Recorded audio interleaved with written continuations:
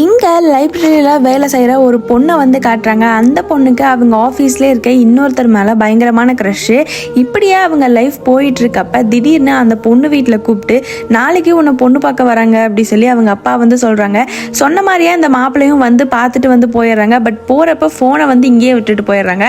அதனால அவங்க தங்கச்சி இந்த ஃபோனை கொடுக்குற மாதிரி போயிட்டு தனியாக பேசிட்டு வா அப்படின்னு சொல்லி கீழே அனுப்பி வைக்கிறா. பட் அந்த பொண்ணு போகிறப்ப அந்த மாப்பிள்ளை எனக்கு இவ்வளோ சுத்தமாக பிடிக்கவே இல்லை, இவ்வளோலாம் கல்யாணம் பண்ணிக்க முடியாது அப்படி சொல்லி பேசிட்டு இருக்கிறத கேட்டுட்டு ரொம்ப ஒரு மாதிரி ஆகி ஹீரோயின் அழுதுட்டு மேலே ஓடிடுறாங்க.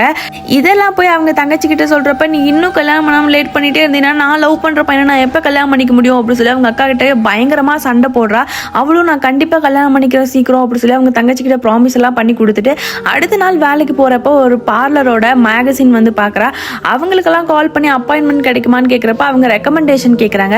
அதனால அவங்க அப்பார்ட்மெண்ட்லேயே இருக்க இந்த பையன் கிட்ட எப்படியாச்சும் போய் ஹெல்ப் கேட்கலாம் அப்படின்னு சொல்லிட்டு தன்னை க்ரூம் பண்ணிக்கிறதுக்காக அந்த பார்லர் போகணும் அப்படி சொல்லி முடிவு பண்ணி அந்த பையன்கிட்ட போய் கேட்குறா.